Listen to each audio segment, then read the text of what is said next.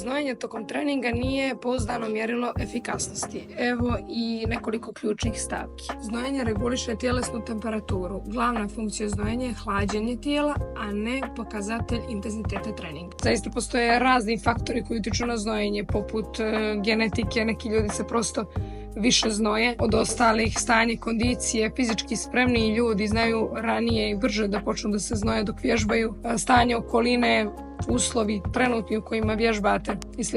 Da odgovorim na to što vas sigurno najviše interesuje, a to je da kalorijska potrošnja i znojenje apsolutno nisu povezani.